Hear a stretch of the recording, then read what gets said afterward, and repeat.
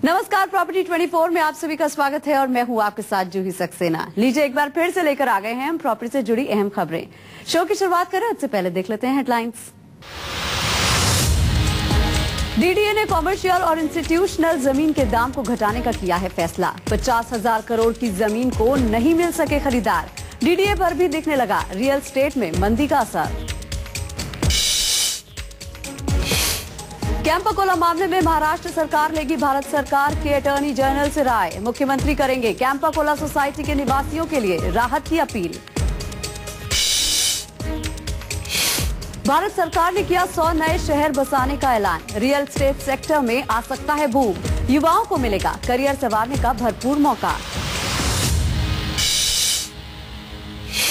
नोएडा के ओखला पक्षी विहार के लाखों निवेशकों और डेवलपर्स को लग रहा है झटका। सुप्रीम कोर्ट ने जेपी द्वारा दायर की गई अपील पर सुनवाई से कर दिया है इनकार। कभी मुंबई में कैंपा कोला सोसाइटी के लोगों के आशियाने पर बुलडोजर चलता है, तो कभी नोएडा की बहुमंजिला इमारत को तोड़ने का अदालत से आदेश आ जाता है। हर ऐसे फैसले में एक ऐसी ही चीज समान होती है, आम आदमी के साथ छल, आम आदमी के साथ धोखा। धोखा नोएडा, ग्रेटर नोएडा में खुद के लिए आशियाने का सपना देखने वालों के साथ भी हुआ है। नोएडा के ओखला पक्षी विहार के 10 किलोमीटर के दायरे में हजारों की तादाद में फ्लैट्स बने, लेकिन बिना जरूरी एनओसी के। पक्षी विहार के आसपास के इलाके में किसी भी प्रकार के निर्माण के लिए पर्यावरण संबंधी एनओसी की जरूरत होती है। ये एनओसी राज्य सरकार से भी लेनी होती है और केंद्र सरकार से भी। बिल्डरों ने राज्य सरकार से एनओसी तो ले ली, लेकिन केंद्र सरकार से लेने की जरूरत नहीं समझी और वही मामला उलझ गया। ये अथॉरिटी की जिम्मेदारी थी कि जब उसने लैंड लीज पे दी, ये जब बिल्डर ने लैंड ली होगी लीज पे, तो ये बिल्डर को बताया गया होगा कि भाई आप ओखला बर्ड सेंचुरी भी है यहाँ पे और यहाँ पे कानून ये है, मगर ये सारी चीजें अथॉरिटी ने दबा दी। पक्षी विहार में रहने वाले और बाहर से आने वाले पक्षियों पर आसपास होने वाले निर्माण और व्यावसायिक गतिविधियों से बुरा असर पड़ता है। इसके लिए पर्यावरण विभाग से एनओसी लेनी होती है। मौजूदा व्यवस्था में 10 किलोमीटर का दायरा तय है, लेकिन इसे कोई मानता कहाँ है, न सरकारें और न बिल्डर। ऐसे में किसी को तो आगे आना था। नेशनल ग्रीन ट्रिब्यूनल आगे आया और करीब 50 ऐसे प्रोजेक्ट्स को कंप्लीशन सर्टिफिकेट जारी करने पर रोक लगा दी। इसी के साथ उन हजारों लोगों को उनका आशियाना मिलने पर भी फिलहाल ब्रेक लग गया है। दिल्ली के रहने वाले हरीश बाबर और उनकी पत्नी अंजू बाबर ने अपने लिए एक आशियाने का सपना देखा। 2011 में एक नामी बिल्डर के बड़े प्रोजेक्ट में घर बुक कराया, बैंक से होम लोन लिया और अपने सपने के आशियाने के लिए इंतजार करने लगे। लेकिन एनजीटी के आदेश के बाद सब कुछ अनिश्चित सा लगने लगा है। इनको लगने लगा है कि इनके साथ धोखा हुआ है। पूरी इंक्वायरीज की थी, सब कुछ पता करवाया था, लेकिन अब ये सब बातें जो अब उठी हैं, ये सब पहले तो नहीं थी ना कि ये नहीं होगा और ये यहाँ पे ग्रीन बेल्ट है या कुछ भी है, ये हमें पहले नहीं, बिल्कुल भी नहीं पता था। अगर कोई प्रॉब्लम थी या तो फिर लोन नहीं मिलता हमें बैंक से। फ्लैट बुक करने से पहले अपनी तरह से तमाम पड़ताल भी की गई, लेआउट प्लान, फ्लोर प्लान, फिर भी चूक हो गई। अब ये समझ नहीं पा रहे कि आखिर दोष दें तो किसे दें। ऐसे में सवाल ये कि बाबर जैसे हजारों लोगों के सपने पर संशय के लिए आखिर जिम्मेदार कौन है, बिल्डर, नोएडा अथॉरिटी या एनजीटी? जवाब चाहे जो हो, वो लोग तो जिम्मेदार हरगिज नहीं हो सकते जिन्होंने अपने खून पसीने की कमाई से रोटी और कपड़े के हिस्से को काटकर खुद के लिए एक आशियाने का सपना देखा था। कुंदन सिंह और प्रभाकर मिश्रा के साथ bureau report, news 24। Delhi development authority पर भी दिखने लगा है रियल एस्टेट मार्केट में मंदी का असर, जिसके चलते डीडीए पहली बार कॉमर्शियल और इंस्टीट्यूशनल प्रॉपर्टी के दाम घटाने के बारे में सोच रही है। रियल एस्टेट मार्केट की खराब हालत का असर डीडीए पर भी दिखने लगा है। दिल्ली डेवलपमेंट अथॉरिटी आने वाले समय में एक बड़ा फैसला ले सकती है। डीडीए पहली बार कमर्शियल और इंस्टीट्यूशनल जमीन के दाम घटाने की सोच रही है। कॉमनवेल्थ गेम्स से पहले हुई आखिरी बड़ी नीलामी में अथॉरिटी की ज्यादातर जमीनों में कुछ ही खरीदारों ने दिलचस्पी दिखाई थी। इस नीलामी में बहुत से होटल प्लॉट बेचे गए थे। 2011 में नीलामी में रखे गए 78 कॉमर्शियल प्लॉट्स में से केवल 5 ही बिक सके थे। इससे अगले वर्ष नीलामी में मौजूद 65 प्लॉट्स में से केवल 2 ही बिके, जबकि इस वर्ष जनवरी में हुई नीलामी में 57 में से केवल 3 प्लॉट्स के लिए ही बिल्डर्स मिले थे। अथॉरिटी के पास 50,000 करोड़ की कमर्शियल और इंस्टीट्यूशनल जमीन है, जिसे वो कुछ समय से बेचने की कोशिश कर रही है। इकोनॉमिक स्लोडाउन की वजह से प्रॉपर्टी मार्केट और डीडीए की नीलामियों पर असर पड़ा है। कैंपा कोला मामले में महाराष्ट्र सरकार लेगी भारत सरकार के अटॉर्नी जनरल से राय। मुख्यमंत्री करेंगे कैंपा कोला सोसाइटी के निवासियों के लिए राहत की अपील।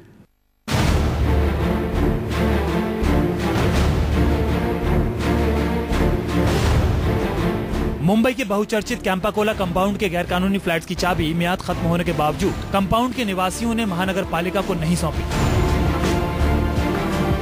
सुप्रीम कोर्ट का आदेश मानने के बजाय फ्लैट्स मालिकों ने बीएमसी को अपनी 14 मांगों की चिट्ठी भेज दी।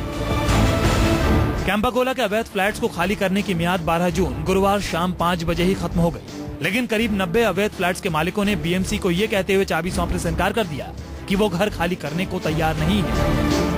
भ्रष्टाचार के खिलाफ लड़ेंगे, हमें न्याय चाहिए, हम भ्रष्टाचार के खिलाफ लड़ेंगे, हमारे अच्छे दिन आएंगे। हम घर से बिल्कुल जाएंगे नहीं, चाबी भी नहीं देंगे।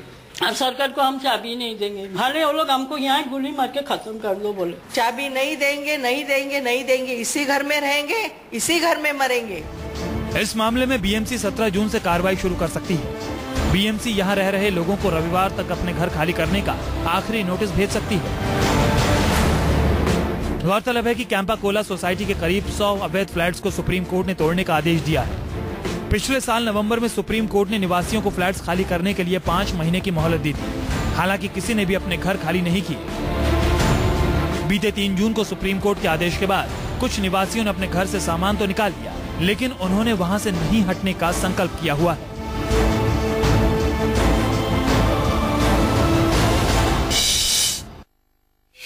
और अब शुरू करते हैं सवाल जवाब का सिलसिला। आपके सवालों का जवाब देने के लिए हमारे साथ जुड़ चुके हैं रीमैक्स के रीजनल डायरेक्टर साहिल कपूर। साहिल, बहुत बहुत स्वागत है प्रॉपर्टी 24 में। Thank you. और सबसे पहला सवाल हमसे पूछ रही हैं सोनाली है ठाणे से। जी पूछिए अपना सवाल। मैं और मेरे हस्बैंड पिछले कई सालों से थाना में किराए के मकान से रह रहे हैं, तो मुझे एक अच्छा 1 BHK या 2 BHK फ्लैट अगर खरीदना है तो कितने बजट तक में मुझे मिल जाएगा?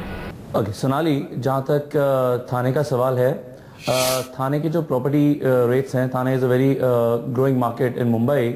अगर आपको 1 BHK यहाँ पे देखना है तो आपका बजट तकरीबन 60 से 65 लाख का होना चाहिए। ये मैं मिनिमम रेंज आपको बता रहा हूँ। और अगर आप 2 BHK की ऑप्शंस देख रही हैं तब आपका बजट होना चाहिए तकरीबन 80 से 85 लाख। यहाँ पे आपको ऑप्शंस लोधा की या हीरानंदानी की, दोनों डेवलपर्स की लिमिटेड ऑप्शंस यहाँ पे आपको मिल जाएंगी इस पर्टिकुलर बजट में। सोनाली, उम्मीद करते हैं कि आपको अपने सवाल का जवाब मिल गया होगा। अगला सवाल हमसे पूछ रहे हैं दामोदर सुनाए हैं मुंबई से। जी पूछिए अपना सवाल। मैं पिछले कुछ साल से अंधेरी ईस्ट में काम करता हूं और मेरा बजट 40-50 लाख का है। और सर से सवाल है कि इस बजट में मुझे अंधेरी या आसपास एरिया में कोई अच्छा फ्लैट मिल सकता है? Damodar, first of all I would like to tell you कि 40 से 50 लाख का जो बजट है ये अंधेरी के लिए थोड़ा सा कम है। अंधेरी में इस बजट में आई एम अफ्रेड कि आपको ऑप्शंस बहुत ज़्यादा लिमिटेड मिलेंगी। आई थिंक आपको इक्का दुक्का 1 या 2 ऑप्शंस ही सिर्फ यहाँ पे मिलेगी। तो मेरी आपको सलाह यही रहेगी कि आप थोड़ा सा अगर वेट करके अपना थोड़ा सा बजट इंक्रीज कर सकते हैं, बजट को 60-70 लाख की कैटेगरी में ला सकते हैं, तब यहाँ पे आपको ऑप्शंस थोड़ी सी मिल सकती हैं। बिल्कुल, घर तो आपका अपना हो जाएगा, लेकिन उसके लिए आपको अपना थोड़ा सा बजट बढ़ाना होगा। अगला ईमेल हमें भेजा है आशीष कुमार है जयपुर से। ये जानना चाहते हैं सोना रोड पर इन्हें निवेश करना है, वहाँ क्या क्या ऑप्शंस हैं और आने वाले 5 सालों में क्या रिटर्न की उम्मीद की जा सकती है? Ashish, thank you very much for the question. सोना रोड आज की डेट में गुड़गांव का सबसे ज़्यादा अपकमिंग एरिया है। अगर मैं गोल्फ कोर्स एक्सटेंशन और गोल्फ कोर्स के बाद की बात करूं, सोना road is the next main thing in Gurgaon. काफ़ी ऑप्शंस यहाँ पे अवेलेबल हैं, बहुत डेवलप्ड एरिया है, काफ़ी यहाँ पे रिहाइश ऑलरेडी आ चुकी है। सेंट्रल पार्क 2 में, वाटिका में ऑलरेडी यहाँ पे लोग रह रहे हैं, होटल्स यहाँ पे बन चुके हैं, मॉल्स यहाँ पे डिलीवर हो चुके हैं, काफ़ी कमर्शियल ऑफिस एस्टैब्लिशमेंट्स यहाँ पे आ चुकी हैं। तो फ्यूचर ग्रोथ प्रोस्पेक्ट्स बहुत अच्छे हैं सोना रोड के।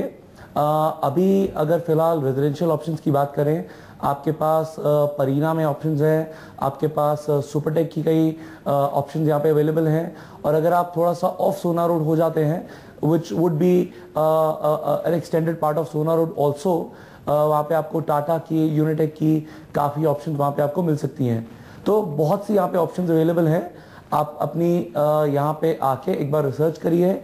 बट मेरी सलाह यही रहेगी, परीना और सुपरटेक ये दोनों डेवलपर यहाँ पे अच्छी ऑप्शंस आपको अवेलेबल करा सकते हैं सोना रोड पे। और अगला ईमेल हमें भेजा है संजना भट्ट है लुधियाना से। ये जानना चाहती हैं दिल्ली एनसीआर में प्रॉपर्टी में इन्हें निवेश करना है, इनका बजट 20 लाख रुपए है, क्या ऑप्शंस हैं और 8 वर्षों में क्या रिटर्न मिल सकता है? आप जैसे काफ़ी लोग हैं इनफैक्ट जो कि 20 लाख के बजट में दिल्ली एनसीआर में ऑप्शंस ढूंढ रहे हैं, और सरप्राइजिंगली यहाँ पे ऑप्शंस अवेलेबल हैं भी। दिल्ली एनसीआर में अगर हम गाजियाबाद की तरफ चले जाते हैं, वेब सिटी में काफ़ी ऑप्शंस हैं। यहाँ पे ओपलैंड वुड्स के नाम से एक प्रोजेक्ट है। नोएडा में यमुना एक्सप्रेसवे की अगर हम बात करें, यमुना एक्सप्रेसवे पे बहुत ज़्यादा ऑप्शंस इस बजट में आपके पास अवेलेबल हैं, जिसमें सुपरटेक, गौर, ओएसिस ग्रैंडस्टैंड, काफ़ी ऑप्शंस यहाँ पे आपको अवेलेबल होंगी। अगर आप गुड़गांव साइड पे देखना चाहते हैं तो यहाँ पे नीमराणा, भिवाड़ी में आपको ऑप्शंस मिलेगी। गुड़गांव में हालांकि आपको 20 लाख के बजट में कोई भी ऑप्शन नहीं मिलेगी, लेकिन भिवाड़ी, नीमराणा में काफ़ी ऐसे डेवलपर्स हैं, एवलॉन है, आशियाना है, जो कि आपको इस बजट में ऑप्शंस प्रोवाइड कर सकता है। बट मेरी आपको सलाह यही रहेगी, जबकि आपकी एक लॉन्ग टर्म होराइजन देख रहे हैं, लॉन्ग टर्म विंडो देख रहे हैं, तो यमुना एक्सप्रेसवे बहुत अच्छा ऑप्शन रहेगा, क्योंकि फ्यूचर प्रोस्पेक्ट्स बहुत अच्छे हैं इस एरिया के। यहाँ पे Buddha international circuit already develop हो चुका है, यहाँ पे आईसीसी का क्रिकेट स्टेडियम आ रहा है वर्ल्ड क्लास, यहाँ पे गौतम बुद्ध इंटरनेशनल यूनिवर्सिटी आ रही है, और बहुत से डेवलपर्स जो कि मेजर ए कैटेगरी डेवलपर्स हैं नोएडा एरिया के, उन्होंने यहाँ पे अपने लैंड बैंक्स खरीदे हुए हैं, काफ़ी पैसा इन्वेस्ट किया हुआ है।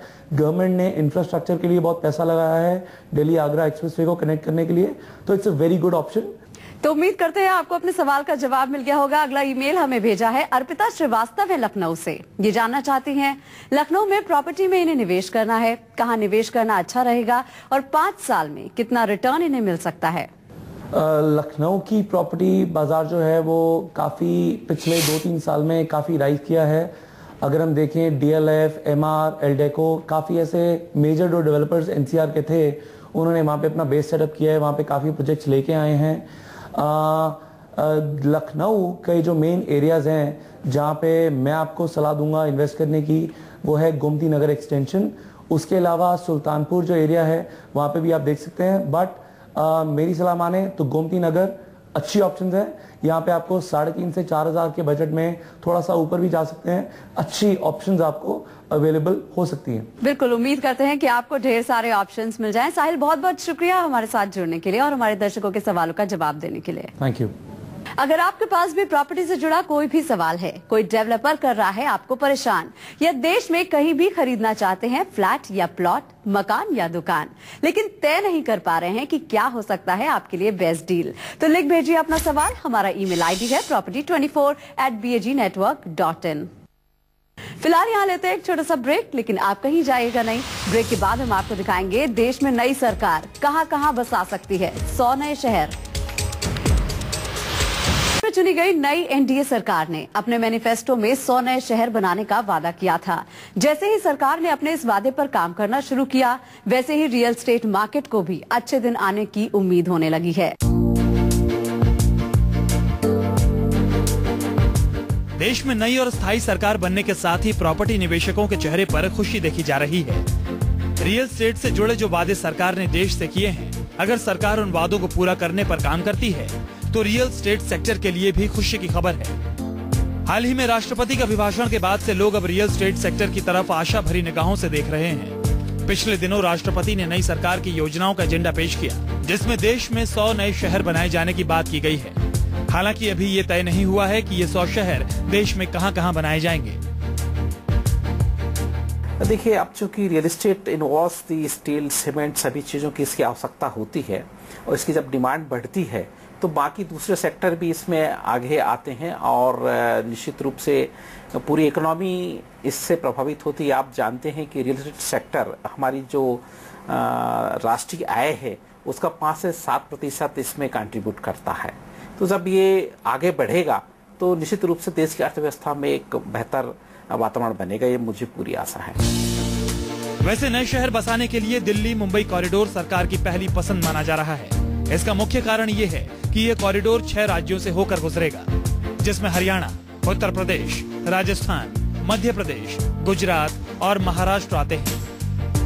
दिल्ली मुंबई कॉरिडोर बनाने के बाद इन राज्यों की कनेक्टिविटी भी काफी अच्छी हो जाएगी। इस कॉरिडोर के आसपास सरकार करीब 25 नए शहरों का निर्माण कर सकती है।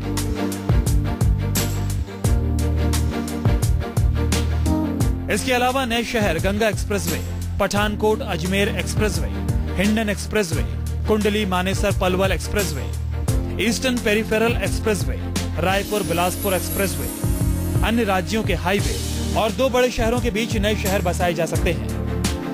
100 नए शहरों की जरूरत आने वाले समय में देश की जरूरत भी है, क्योंकि अगले 2 दशक में शहरों की आबादी 20 से 30 करोड़ तक बढ़ने का अनुमान है। लेकिन बड़े शहरों में बढ़ती आबादी को देखते हुए ये सोचना भी मुश्किल है कि ये शहर इतनी बड़ी आबादी को जगह देने में सक्षम होंगे। इसलिए सरकार नए शहर बसाने की योजना बना रही है। आज जितने पॉपुलेशन बढ़ रहा है, जो लोगों का एजुकेशन है, उसमें वो सर्विस ही दे सकते हैं। आज service sector is taking more shape. जब सर्विस सेक्टर इतना है तो सर्विस देने के लिए उनको सिटी डेवलप, छोटा छोटा शहरों को डेवलप करना है। और मुझे लगता है कि इससे, मैंने जैसा बताया कि बिल्डिंग मटेरियल का बिजनेस बढ़ेगा, आपका टर्नओवर बढ़ेगा, लोगों को नौकरी मिलेगा और लिविंग स्टैंडर्ड बढ़ जाएगा। छोटे छोटे शहरों में आपका एम्प्लॉयमेंट का अपॉर्चुनिटी बन जाएगा।